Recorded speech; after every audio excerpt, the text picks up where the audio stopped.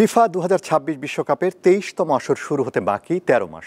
এ পরিস্থিতিতে হাতে থাকা বিশ্বকাপ বাছাইয়ের বাকি ম্যাচগুলো দিয়েই যতটা সম্ভব প্রস্তুতি ঝালাই করে নিচ্ছে আর্জেন্টিনা। বর্তমান চ্যাম্পিয়ন দলটিকে এবারও নেতৃত্ব দিতে পারেন এলএম10। দক্ষিণ আমেরিকা অঞ্চল থেকে বিশ্বকাপের টিকিট নিশ্চিত করে অনেকটাই নির্ভর বিশ্ব চ্যাম্পিয়ন আর্জেন্টিনা। এরপরও চলতি বছর দলটির জন্য বিশেষ গুরুত্বপূর্ণ। বিশ্বকাপের বাকি ১৩ মাস।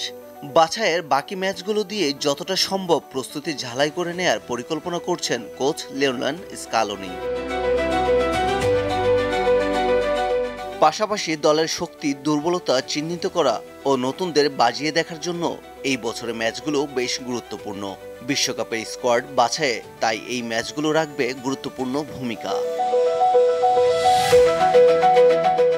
বিশ্বকাপের প্রস্তুতির সামনে রেখে জুন মাসে চিলি ও কলম্বিয়ার বিপক্ষে ঘরের মাঠে ম্যাচ খেলবে আর্জেন্টিনা। এই ম্যাচগুলোর জন্য ২৮ সদস্যের প্রাথমিক দল সাজায় আর্জেন্টাইন ফুটবল অ্যাসোসিয়েশন, যেখানে চোট কাটিয়ে ফিরলেন লিওনেল মেসি।